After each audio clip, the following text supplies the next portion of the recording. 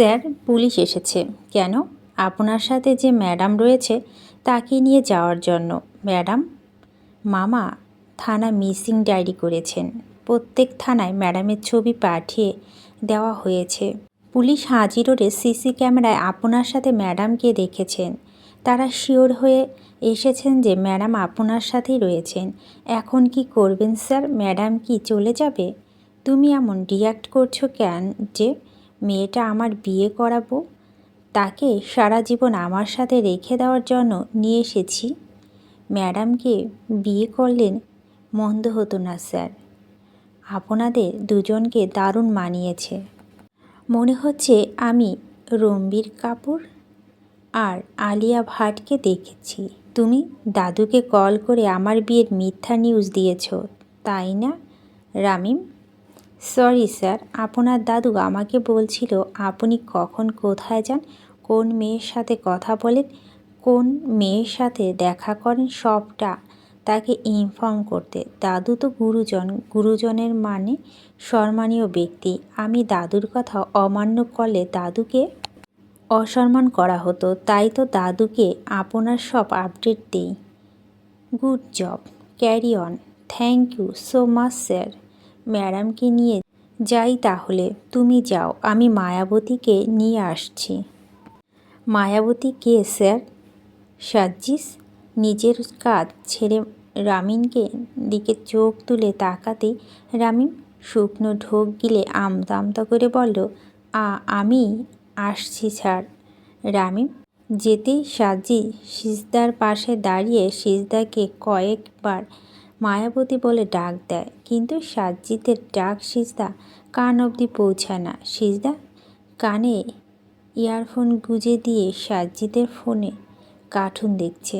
Cartoon তার অনেক পছন্দের। সিজদা ফ্রি টাইম সালেহা বেগমকে সাথে নিয়ে কার্টুন বসে যায়। সাজ্জিদ কাজের ফাঁকে লক্ষ্য করছিল সিজদা বসে থাকতে থাকে বোর হয়ে যাচ্ছে।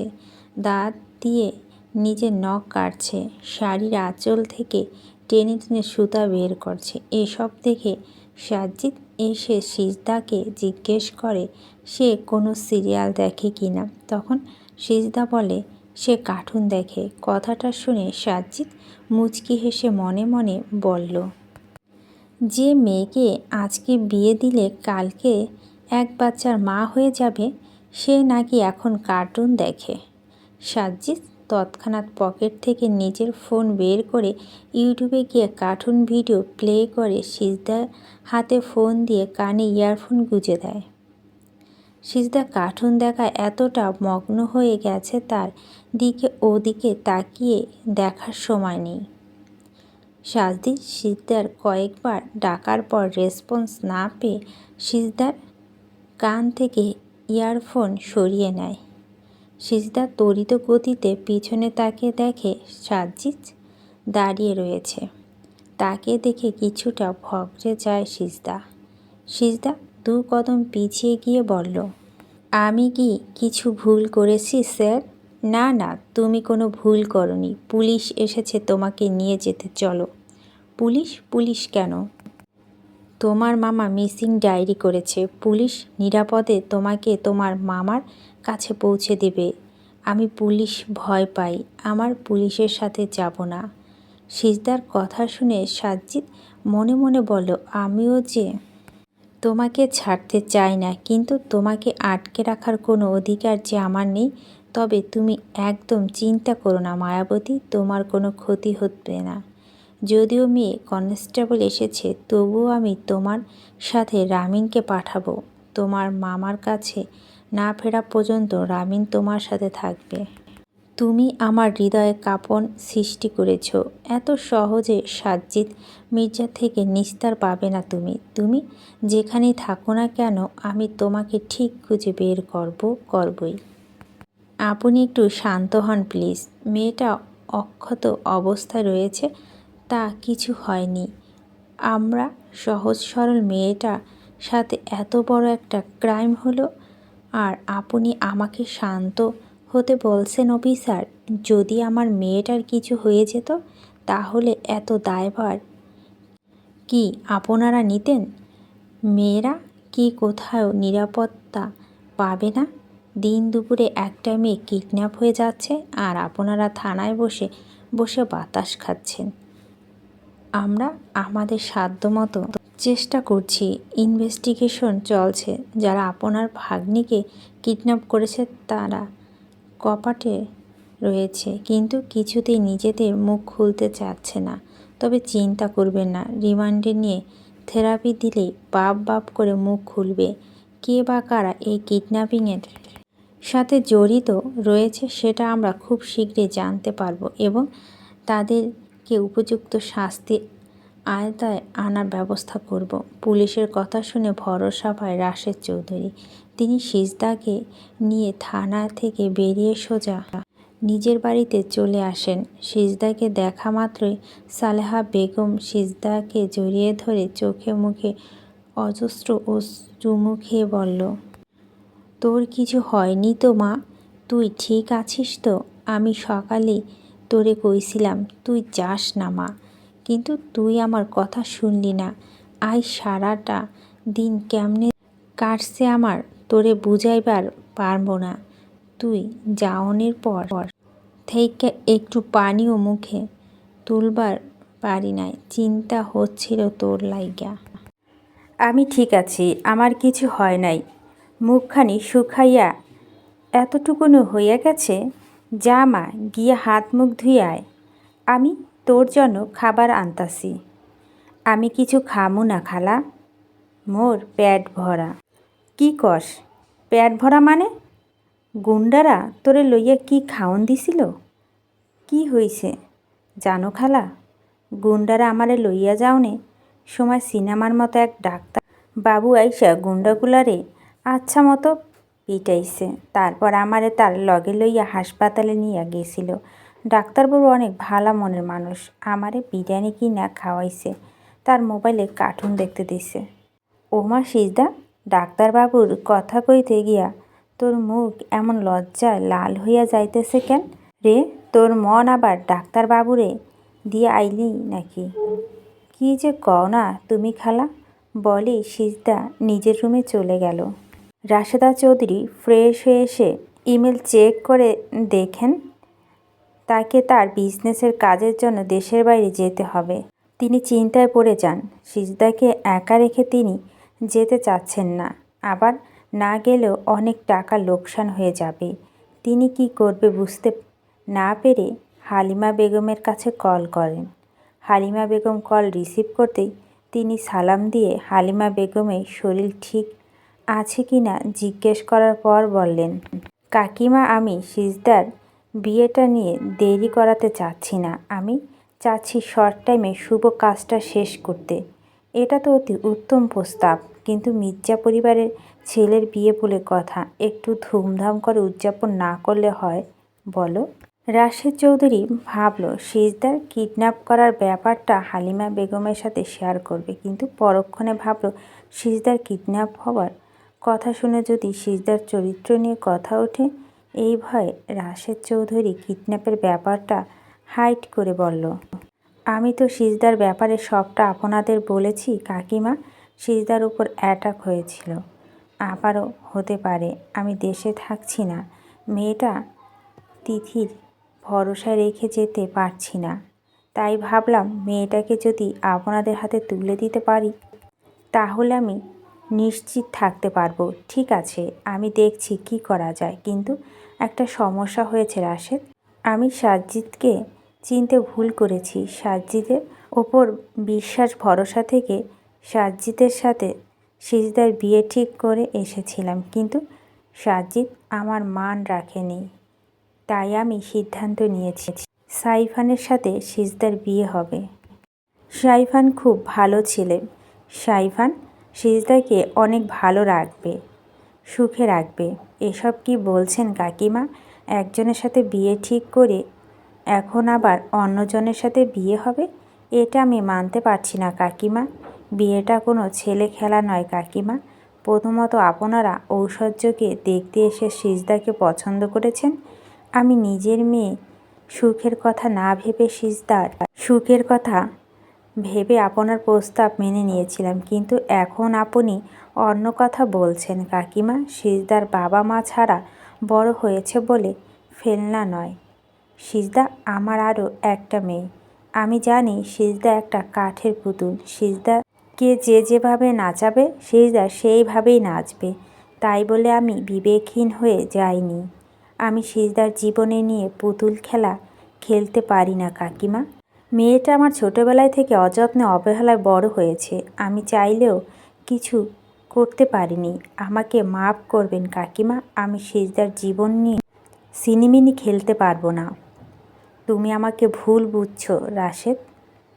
আমিও চাই সিজদা ভালো থাকুক, সুখে থাকুক। তুই তো জানিস সাজ্জিস একজন নামকরা কার্ডিওলজিস্ট।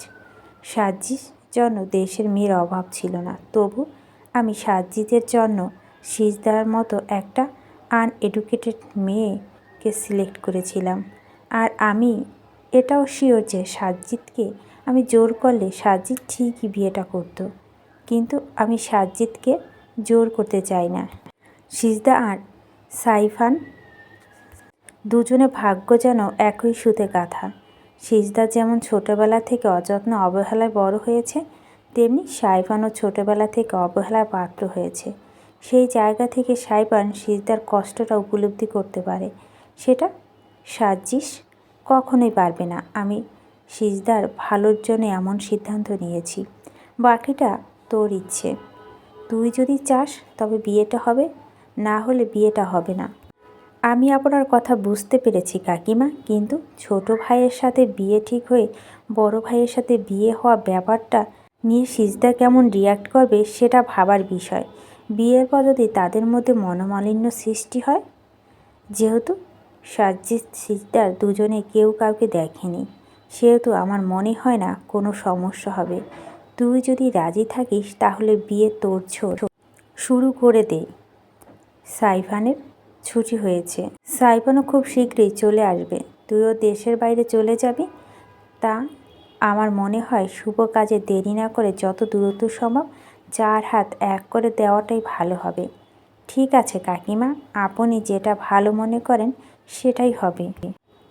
তাহলে আগামীকাল বুধবার বিয়ের শপিং, বৃহস্পতিবার গায়ে হলুদ, মেহেন্দি আর শুক্রবার বিয়ে। ঠিক আছে কাকিমা, আমার কোনো আপত্তি নেই। বরং মেয়েটাকে আপনাদের হাতে তুলে দিতে পারলে আমি নিশ্চিন্তে বাইরে যেতে পারবো। আমি রাখছি কাকিমা। আমার এখন সময় এসেছে সিজদার বাবার অবর্তমানে একজন বাবার দায়িত্ব পালন করার। আজ বাদে কাল মেয়েটার বিয়ে। অনেক বড় দায়িত্ব কাঁধে এসেছে আমার। শোন, সিজদার বিয়ে বাবদ 1 টাকা খরচ করবি না তুই। সিজদার বিয়ের সমস্ত খরচ আমার। তোদের বাড়ি একটা সুতাও আমি সিজদার শরীরে দেখতে চাই না। আমি তোর ব্যাংক অ্যাকাউন্টে টাকা পাঠিয়ে দিব।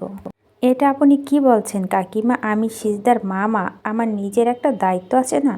মেয়েটার জন্য আমি কিছুই করতে পারিনি কাকিমা। এখন যখন মেয়েটার জন্য কিছু করার সুযোগ পেয়েছি, তখন আমাকে সেই সুযোগটা বঞ্চিত করবেন না কাকিমা।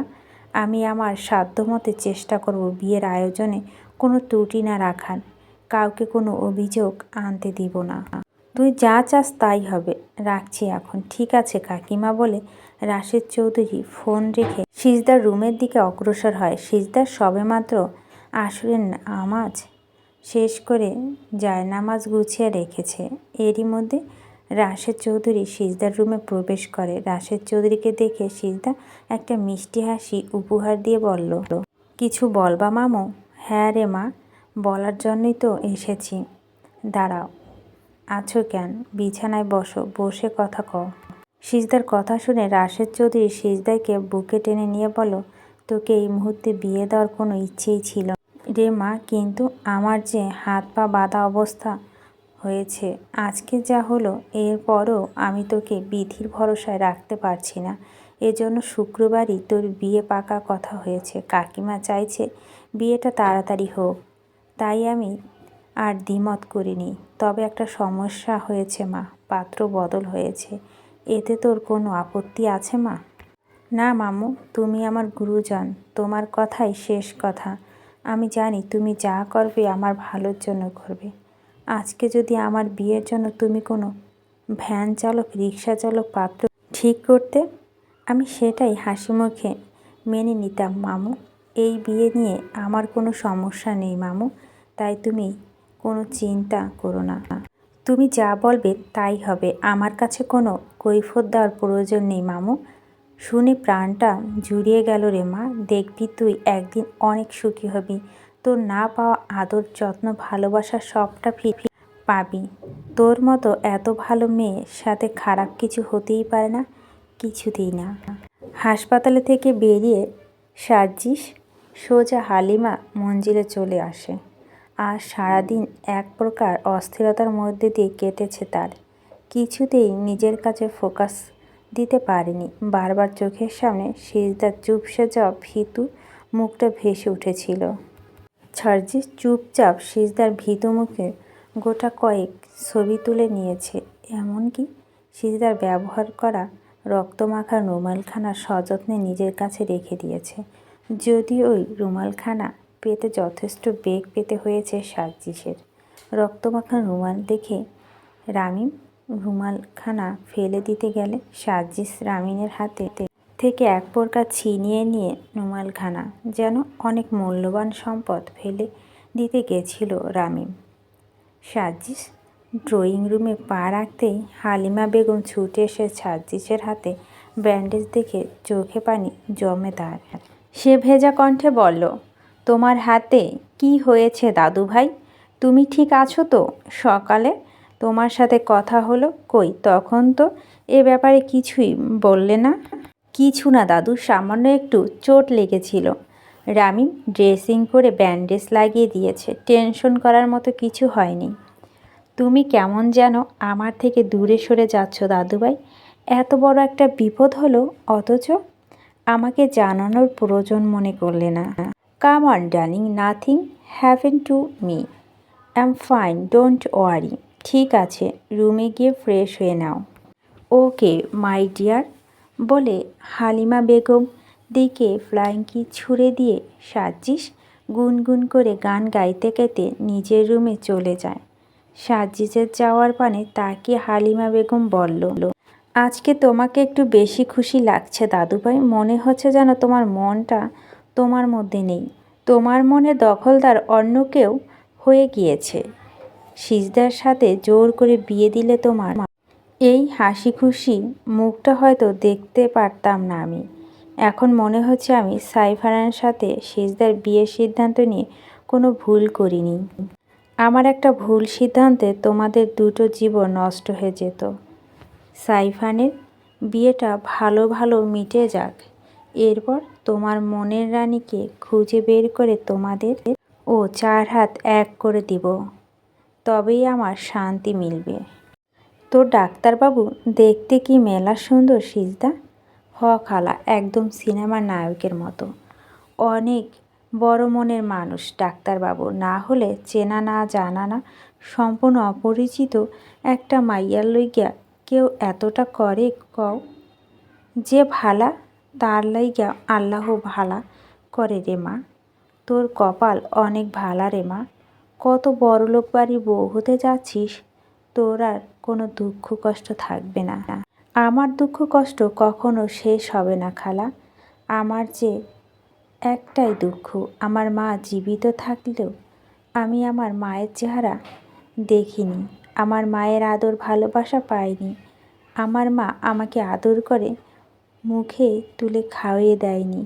রোজ রাতে ঘুমাতে যাওয়ার সময় আমার পাশে বসে মাথা হাত বুলিয়ে দেয়নি। এর থেকে আর বড় কষ্ট কি হতে পারে বলো? আজ বাদে কাল আমি এ বাড়ি ছাইরা তোমারে ছাইরা চইলা যামু। আমার একটা কথা রাখবা খালা, বিয়ার আগে আমার একটু মায়ের কাছে লইয়া যাইবা? তোর মা তো মেলা অসুস্থ, পাগল, কাউরে চিনতে পারে না। অপরিচিত কাউরে দেখলে কামড় দেয়, হাতের কাছে যা পায় তাই ছুঁড়ে মারে। ওইখানে কারো যাওয়ার অনুমতি নাই। আল্লাহরে ডাক মা, আল্লাহ যদি চান তোর মা সুস্থ হইয়া তোর কাছে ফিরে আইব, তুই তোর মায়ের ভালোবাসা ফিরে পাবি। সিজদা কিছু বলতে যাবে তার আগেই রাশেদ চৌধুরী এসে দরজায় কড়া নাড়ে। রাশেদ চৌধুরীকে দেখে সিজদা বিছানা থেকে নেমে বলল, কিছু কইবা মামু? রাশেদ চৌধুরী কিছু না বলে সিজদার হাতে একটা প্যাকেট ধরিয়ে দেয়। সিজদার প্যাকেটটা নাড়াচাড়া করে দেখে বলে, কি আছে এর মধ্যে? একটা বোরখা আর হিজাব। আমার তো বোরখা হিজাব আছে, শুধু শুধু এগুলো আনতে গেছো কেন তুমি? আগামীকাল সকাল 10টায় কাকিমা তোকে নিতে আসবে, এজন্য তোর একটা নতুন বোরখা নিয়ে এলাম। তুই আগে থেকে রেডি হয়ে থাকিস। কোথায় যাব? বিয়ে শপিংয়ে। আমি না গেলে হয় না মামু? না, কাকিমা বারবার করে বলে দিয়েছে সে তোর পছন্দ অনুযায়ী সব কিছু কেনাকাটা করবে। তুই সকাল সকাল তৈরি হয়ে থাকিস, কাকিমা যেন অপেক্ষা করতে না হয়। ঠিক আছে মামু। তুই কি মেয়েটাকে ভালোবাসিস সাজিস? সাজিস শাওয়ার নিয়ে এসে ড্রেসিং টেবিলের সামনে দাঁড়িয়ে নিজের চুল ঠিক করছিল। তখনই সাজিস নিজেরই একটা প্রতিবিলম্বে এসে সাজিসকে প্রশ্নবিদ্ধ করে। সাজিস কাল বিলম্ব না করে উত্তর দেয়, নো। কিন্তু তোর চোখে মুখে যে অন্য করা চলছে সাজিস। তোর চোখ মুখ দেখে বোঝা যাচ্ছে তুই তোর মায়াবতীর প্রেমে হাবুডুবু খাচ্ছিস, তাকে অনেক ভালোবেসে ফেলেছিস। একদম রাবিশ কথা বলবে না, বলে দিলাম। মেয়েটাকে চিনি না জানি না, আজকে প্রথম দেখা হয়েছে তার সাথে। প্রথম দেখায় ভালোবাসা হয় নাকি? ভালোবাসা হতে দিন সপ্তাহ মাস বছর লাগে না। ভালোবাসা মনের অজান্তেই হয়ে যায়, যেমনটা তোর হয়েছে। তুই মানিস আর না মানিস এটা ঠিক যে তুই মেয়েটাকে ভালোবাসিস। তুই লক্ষ্য করছিস আজকের দিনটা অন্য দিনের থেকে ভালো কেটেছে তোর। তুই আজ সারাদিন উৎফুল্ল হয়েছিলিস। মেয়েটার কথা ভাবতেই হার্টবিট বেড়ে গিয়েছে, মুখে হাসি ফুটে উঠেছে। তাকে নিয়ে ভাবতে ভালো লাগছে। এমনকি তার ব্যবহৃত রক্তমাখা রুমালখানাও নিজের কাছে যত্ন করে রেখে দিয়েছিস। রুমালখানা কখনো ছুঁয়ে দিচ্ছিস, ঘ্রাণ নিচ্ছিস। এসব কি ভালোবাসার লক্ষণ না? বলেই প্রতিবিলম্বটা হাওয়া হয়ে মিলে যায়। সাজিস রক্তে মাখা রুমালখানা বুকের সাথে চেপে ধরে বলল, মেয়েটাকে ভালোবাসি কি না জানি না, তবে তার সাথে বাকি জীবনটা কাটানোর স্বাদ জেগেছে। তার হাতে হাত রেখে পায়ে পা মিলিয়ে চলতে ইচ্ছে করছে। আমি তো এর আগে কখনোই প্রেমে পড়িনি, কোনো মেয়েকে ভালোবাসিনি, তাই বুঝতেও পারছি না আমার এসব হচ্ছে। অভিলাষের নাম কি ভালোবাসা? মেয়েটা একটা চুন্নি হুট করে এসে আমার মন চুরি করে নিয়ে চলে গেল। চুন্নিটা নামে মামলা দেওয়া উচিত ছিল আমার। একা একা কী সব আবোল তাবোল বকছ?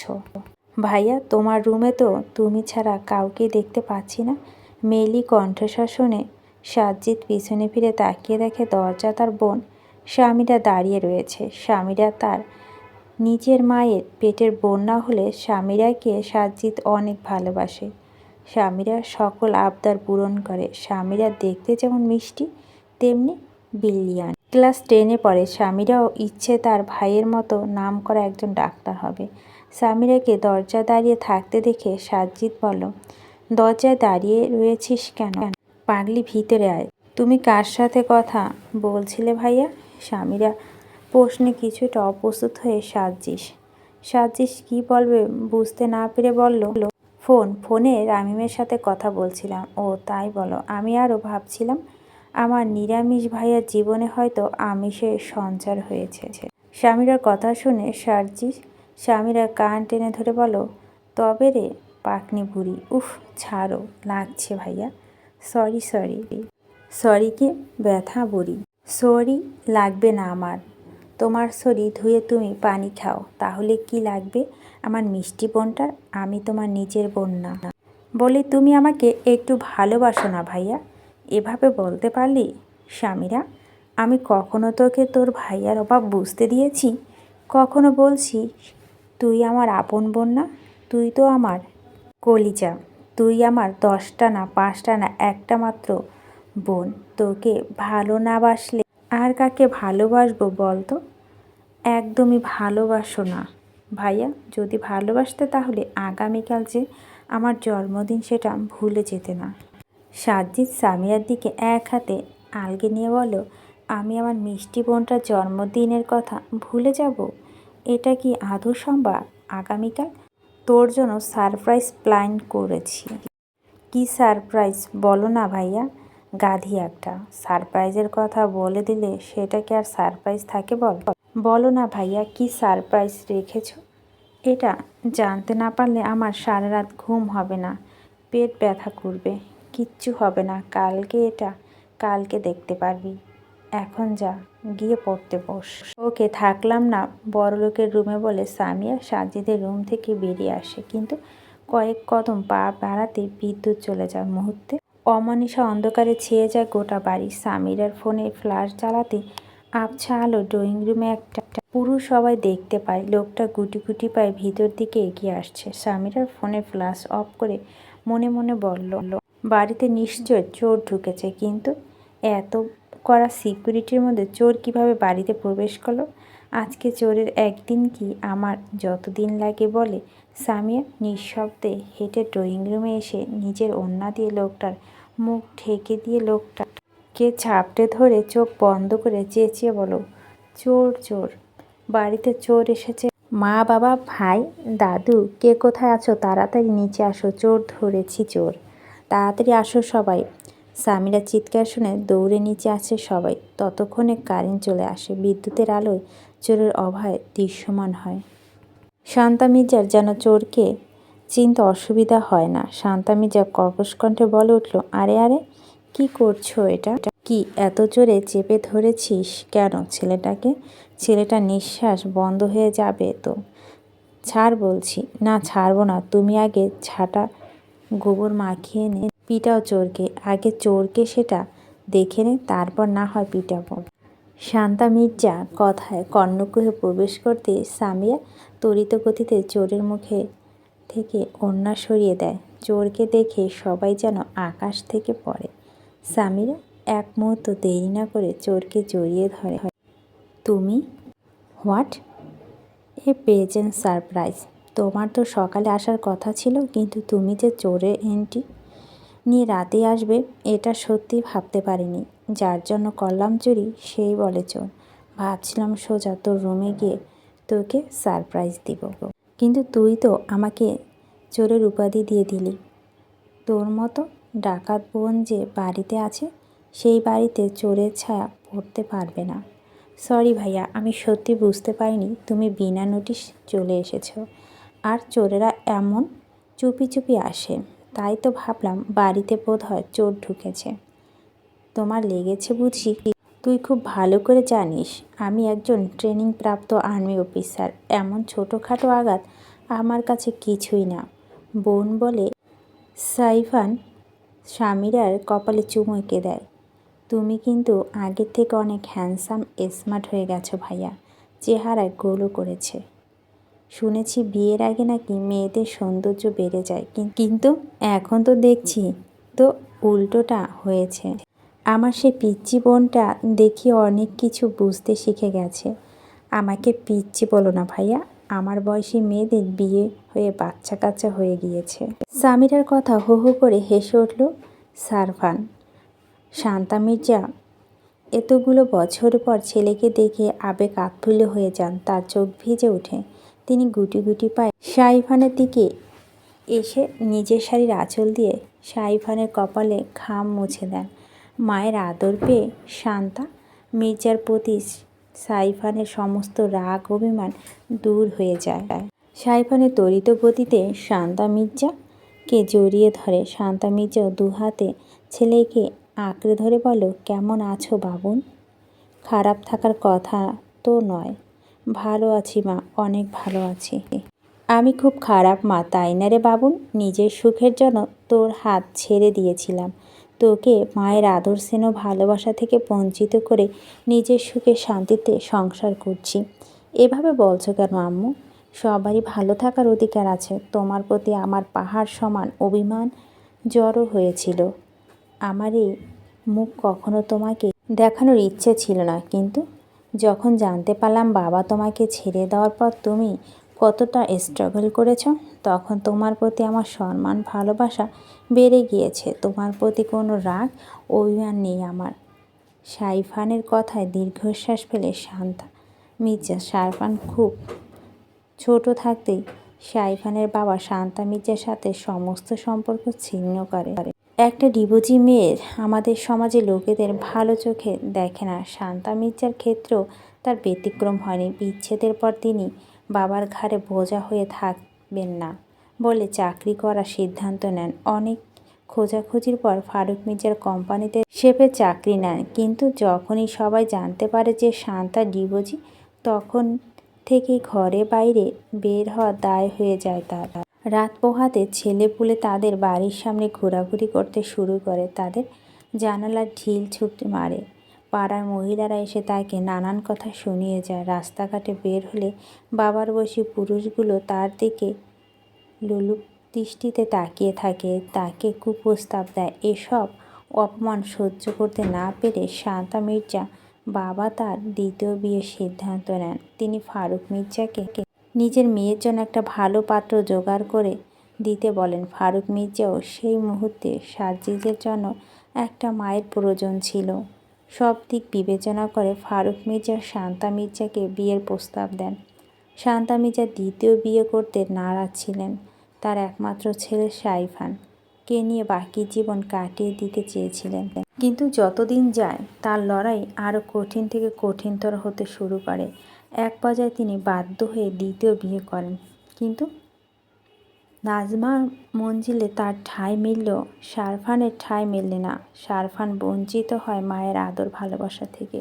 পুরানো কথা মনে পড়তেই চোখ ভিজে ওঠে শান্তা মির্জার। শান্তা মির্জা সন্তপনে শাড়ির আঁচল দিয়ে চোখে পানি মুছে নিয়ে সাইফানকে বলল, লং জার্নি করে এসেছিস, যা বাবুনকে গিয়ে ফ্রেশ হয়ে আয়।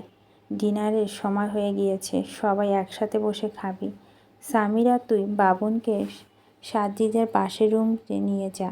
বাবুনের আসার কথা শুনে আমি রুম পরিপাটি করে রেখেছি। বাবুন সাজিশের পাশের রুমে থাকবে। ঠিক আছে আম্মু, বলে সামিরা সাইফানকে তার রুমে দেখিয়ে দেয়। সাইফান রুমে এসে কাঁধ থেকে ব্যাগ নিচে ফেলে দিয়ে শুভ্র রাঙা নরম তুলতুলে বিছানায় ঠাস করে শুয়ে পড়ে। সেই সব সময় চাইতো তার একটা পরিবার হোক, যেখানে মা বাবা সহ সবাই ভালোবাসা পাওয়া যাবে, সবাই একসাথে মিলেমিশে বসবাস করতে পারবে।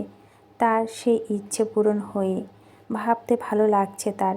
মিনিট পাঁচেক বিশ্রাম নিয়ে সাইফান ওয়াশরুমে চলে যায়। প্রায় 20 মিনিট পর সাইফান শাওয়ার নিয়ে ওয়াশরুম থেকে বের হয়। পরনে সাদা তাওয়ালা, শরীরে বিন্দু বিন্দু পানি মুক্তদানার মতো চকচক করছে। সাইফান অতি দূরত্ব চেঞ্জ করে নিচে এসে দেখে সবাই ডাইনিং টেবিলে বসে পড়েছে।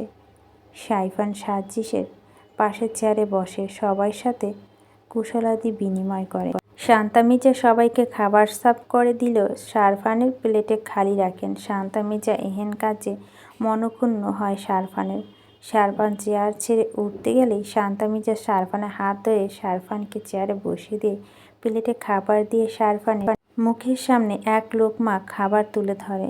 শারফান এই পরম যত্নের শান্তা মির্জার হাত থেকে খাবার নিয়ে চিবাতে থাকে। শারফান আর শান্তা মির্জা এই আবেগঘন মুহূর্ত দেখে চোখ ভিজে ওঠে সাজিদের।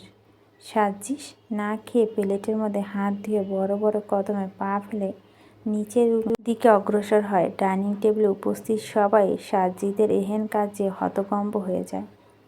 হালিমা বেগম খাওয়া ছেড়ে উঠে এসে সাজিদের হাতে ধরে বলে, খাবার রেখে যেতে হয় না। দাদুভাই, খেয়ে যাও দাদুভাই। সাজিশ এক ঝাটকা হালিমা বেগমের হাত সরিয়ে নিয়ে বলল, আমার খেতে ইচ্ছে করছে না দাদু, প্লিজ আমাকে জোর করো না, বলে সাজিশ রুমে এসে দরজা বন্ধ করে দেয়। পুরুষ মানুষ নাকি কান্না করা বারণ, কিন্তু সে বারণ মানতে পারে না। অজানা কষ্টে নিঃশ্বাস ভারী হয়ে আসে, চোখ থেকে পানি গড়িয়ে পড়ে তার। চেহারায় অসহায়ত্ব ফুটে ওঠে।